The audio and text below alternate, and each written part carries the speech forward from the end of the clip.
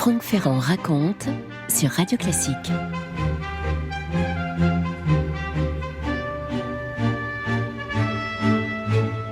Paris a beaucoup changé dans le deuxième tiers du 19e siècle. Vous le savez, la capitale a été transformée de fond en comble par l'empereur Napoléon III sous le nom du baron Haussmann, mais on sait qu'en fait l'empereur lui-même a joué un rôle d'urbaniste absolument extraordinaire. Il a voulu embellir, assainir la ville dont l'architecture était pour partie héritière du Moyen-Âge et puis bien sûr de l'époque moderne. Alors on a perdu un peu dans ces transformations de Paris, c'est certain, on a perdu de petites merveilles, mais on a gagné cette grande capitale impériale. Paris embelli, Paris agrandi, Paris assaini, c'est ce que voulait le baron Haussmann, avec des boulevards qui ont été percés, des parcs, des jardins, ces grandes perspectives, ces grandes places, et puis partout des immeubles de pierre de taille qui sont sortis de terre et qui ont d'ailleurs été construits dans les décennies qui ont suivi la chute du Second Empire. Dans cette métamorphose urbaine a émergé une génération d'artistes assez fascinés par tout ce qui s'opérait là, par tous ces changements, et parmi eux, bien sûr, Gustave Caillebotte, peintre de génie, c'est incontestable et on va le voir, mais aussi mécène et collectionneur. C'était un homme très généreux. Caillebotte est un peu moins connu, à l'échelle internationale en tout cas, que Monet, que Renoir ou que Degas. Et pourtant, on peut dire que sans lui, les impressionnistes n'auraient pas eu le succès qu'ils ont eu, parce que c'est à Caillebotte qu'on doit un soutien dès la deuxième exposition. J'avais eu l'occasion de vous raconter ça lorsque nous avons évoqué le 150e anniversaire des impressionnistes. C'est lui qui a donné en quelque sorte sa structure à ce mouvement. Alors c'était un artiste un peu dandy, Caillebotte. Il était fortuné, pour tout vous dire. On disait qu'il peignait à ses moments perdus, parce qu'il n'avait pas du tout besoin de ça pour vivre. On est vraiment très loin de l'artiste maudit, là, évidemment. Je vous ai dit qu'il était généreux. Alors, toute sa vie, il a voulu s'affranchir des contraintes de la peinture classique pour essayer d'aller saisir le réel et de le saisir sans détour, ce qui n'empêche pas une construction très savante dans la composition des toiles. Il a voulu aller saisir le réel de la vie telle qu'elle se présentait, la vie bourgeoise d'un côté, mais aussi la vie laborieuse qu'il aimait aller toucher du doigt, si je puis dire, aller saisir dans l'instant et dans la rue. Franck Ferrand sur Radio Classique. Cette vie bourgeoise, Gustave Caillebotte l'a commencé en 1848, donc une année charnière, essentielle, l'année du printemps des peuples. À Paris, son père Martial était entrepreneur, il a fait fortune dans la vente de draps pour les armées. Sa mère Céleste était une femme qui va jouer un rôle très important. Et puis 3 frères, Alfred, qui est né d'un premier mariage, René et Martial. Et toute sa vie, Gustave va rester proche du dernier frère de Martial, avec lequel il va vivre longtemps, avec lequel il va partager des passions, notamment pour la philatélie et pour les sports nautiques, qui vont être le sujet de plusieurs de ses toiles. Caillebotte fait des études de droit, ça c'est pour faire plaisir à son père. Il obtient sa licence juste avant d'être mobilisé pour aller combattre les Prussiens. C'est l'époque de la guerre de 1870. Il va participer dans la foulée à la défense de Paris en 1871, mais la vérité c'est qu'il n'a aucune intention de devenir juriste, avocat. Il ne veut pas non plus faire carrière dans les armes. Lui, ce qu'il veut, ce qui l'anime et le motive, c'est peindre toujours. Il décide donc de se présenter à l'entrée de l'école des Beaux-Arts à Paris. Pour se préparer, il suit les cours de Léon Bonnat, qui est un des grands peintres de cette deuxième moitié du 19e siècle. C'est d'ailleurs intéressant parce que Bonnat est un peintre admirable, extraordinaire. C'est pas moi qui vous dire le contraire, j'en suis fou.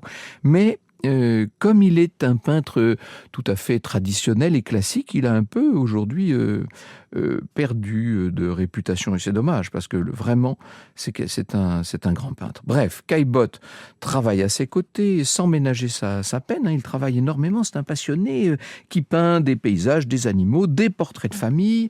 En 1873, quand il est reçu au concours des Beaux-Arts, on peut dire que sa formation est déjà faite, c'est un peintre accompli qui dispose donc de cette belle fortune qui va le dispenser de travailler et qui va pouvoir se lancer dans une paisible entreprise et en même temps exaltante, peindre ce qui lui tombe sous les yeux. Et c'est dans un village du sud-est de Paris, c'est à Hyères, que les caillebottes ont l'habitude de passer la belle saison. Eh bien, Gustave va peindre ce qu'il voit.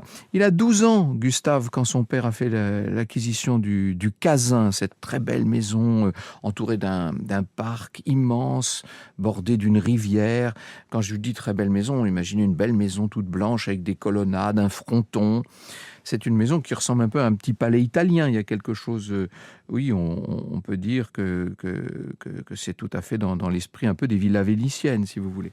La famille passera, il y a quelque chose de paladien, voilà, je cherchais le mot, pardon. La famille passera ses vacances pendant 19 ans dans cet endroit, et c'est dans cette propriété que Caillebotte va trouver les premiers motifs de sa peinture, dans ce joli coin de verdure. Il va y peindre plus de 80 tableaux, des toiles tout à fait paisibles, où l'on voit des proches se promener au milieu de parterres de fleurs et de pelouses vertes.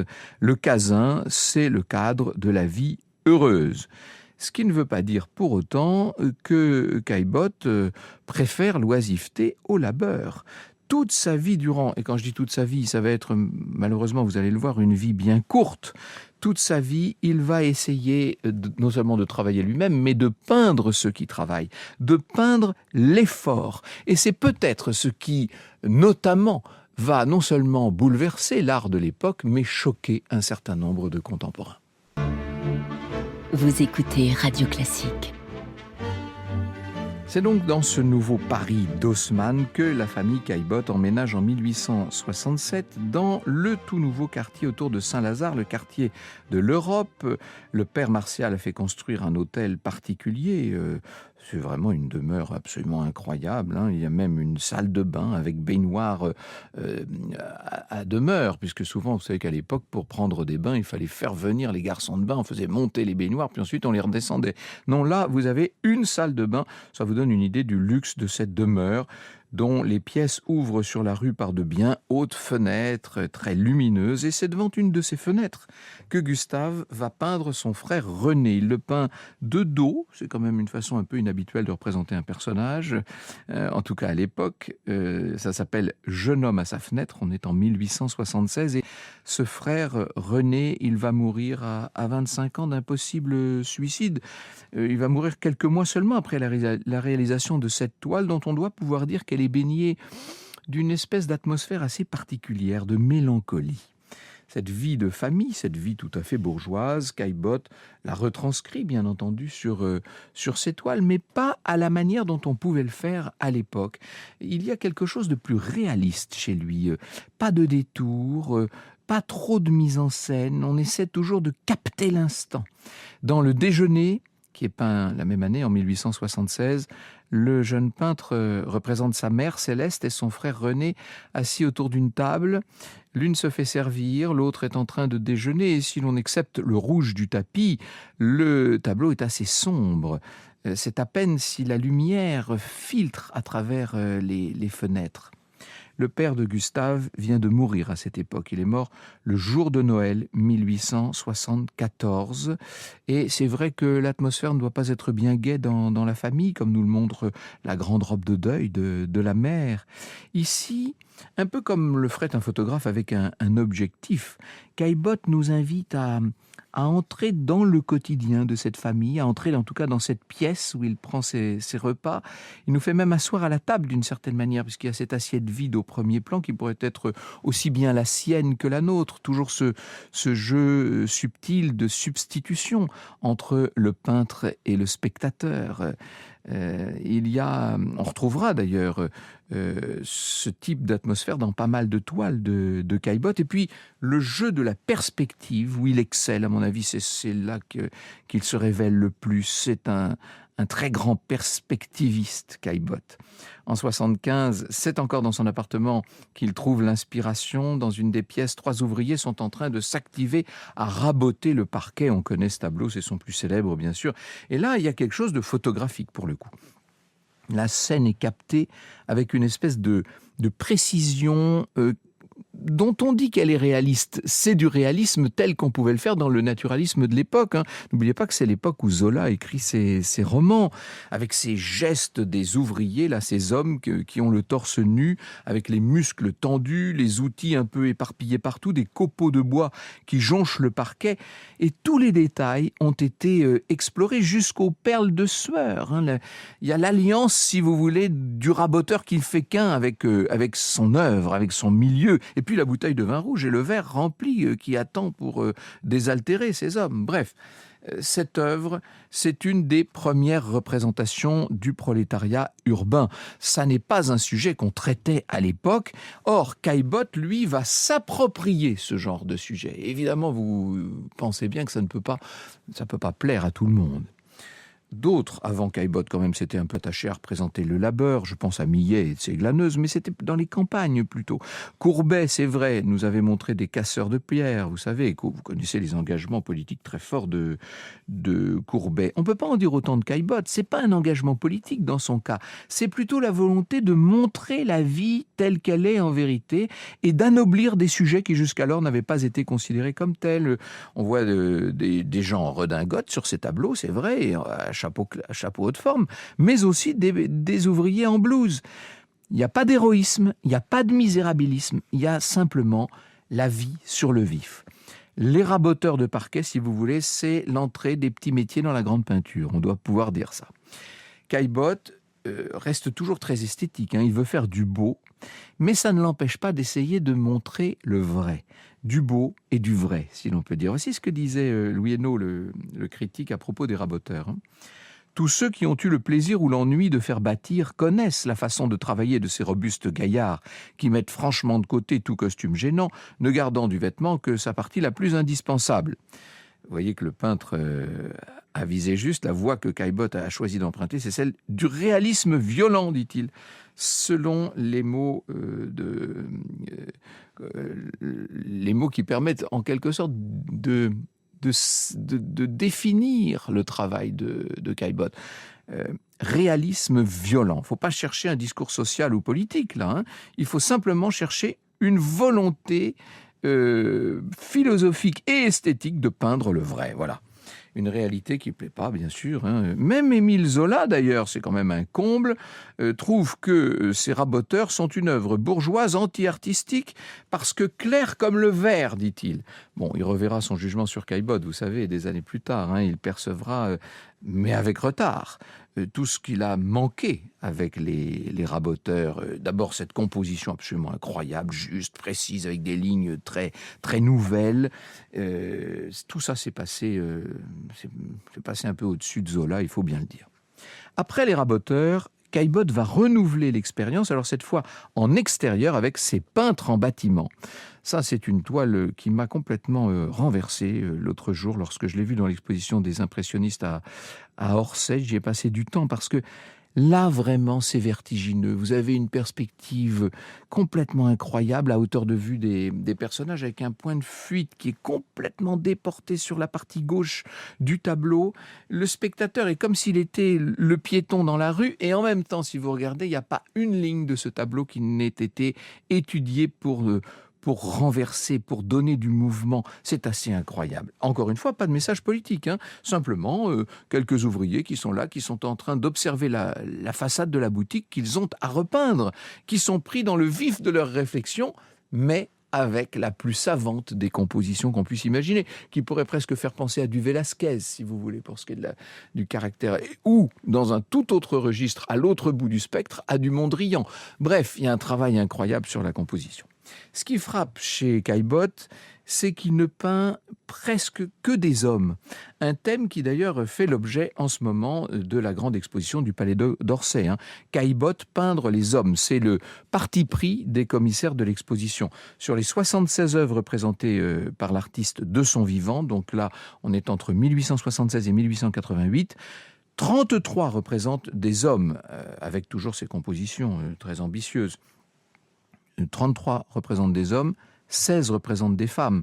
Et ces hommes, ils sont peints dans la réalité la plus crue, ce qui à l'époque choque, bien entendu. Et je pense notamment à L'homme au bain en 1884, où Caillebotte nous laisse carrément entrevoir une partie du scrotum d'un homme qui est en train de s'essuyer. Il est de dos, il est entièrement nu. Et il y a aussi L'homme s'essuyant la jambe, où Caillebotte va révolutionner complètement l'idée qu'on se faisait du nu masculin. Là, il n'y a plus aucun héroïsme, plus aucun symbolisme.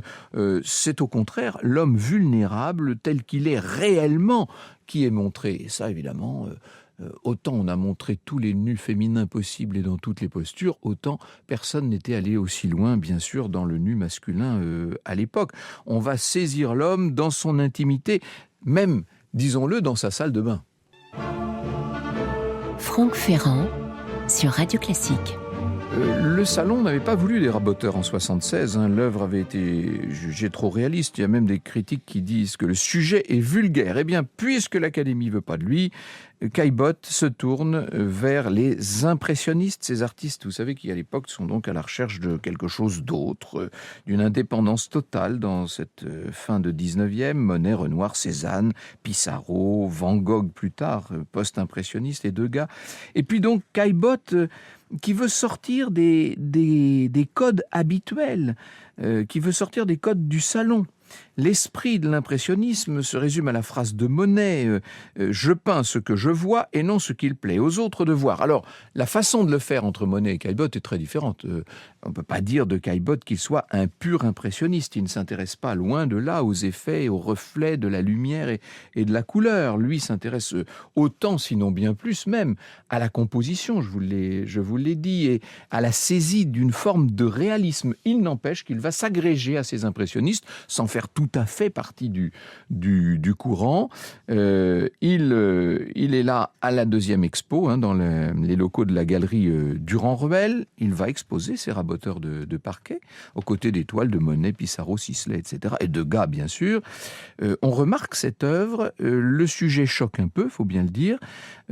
Or, vous savez, parce que je vous l'ai beaucoup raconté là ces derniers temps, que les impressionnistes n'ont pas du tout bonne presse. Voici les mots du critique Albert Wolff sur la deuxième expo impressionniste.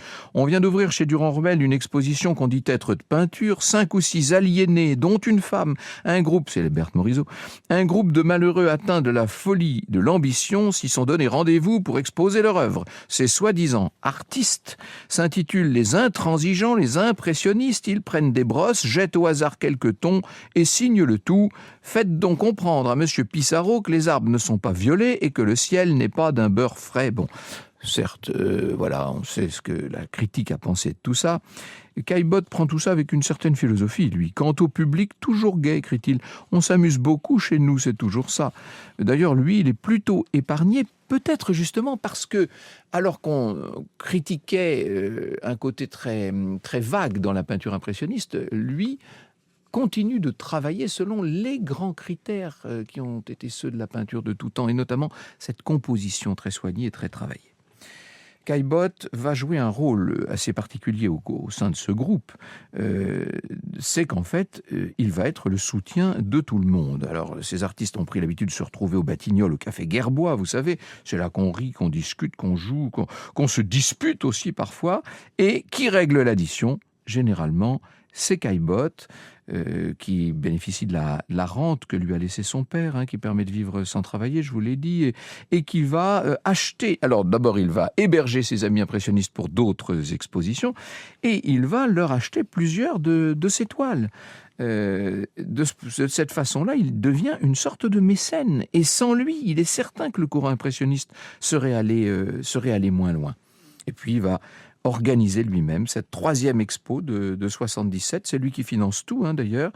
C'est d'ailleurs en cette année 77 que le terme impressionniste sera imposé. On peut dire aussi que Caillebotte se distingue du mouvement à ce moment-là. Mais il est au cœur et il est essentiel. Le mouvement qui se fissure. Monet, Renoir, Cézanne, Sisley vont choisir le salon en 1880.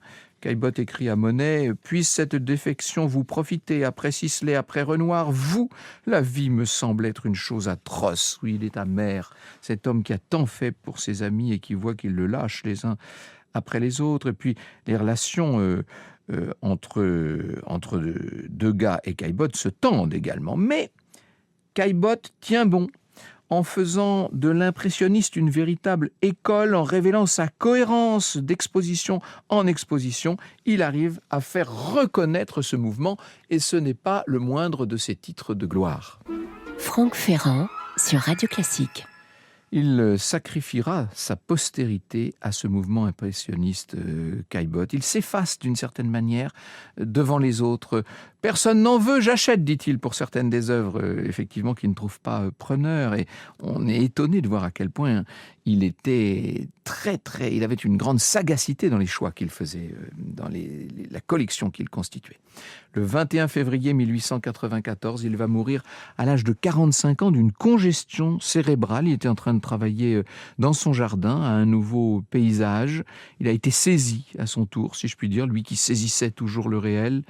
Là, c'est le réel qui l'a emporté.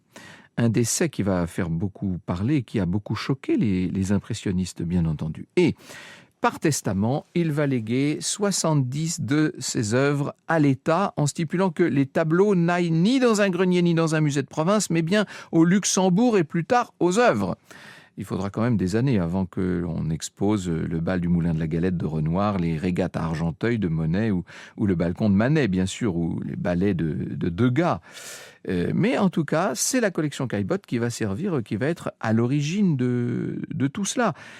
Et ces tableaux à lui, et ces tableaux à lui, me direz-vous, eh bien, ces tableaux à lui, il faudra encore bien plus de temps pour qu'on les reconnaisse. Et ce qu'il y a d'extraordinaire, c'est que on peut constater au fil des mois et des années que peu à peu, Caillebotte s'impose.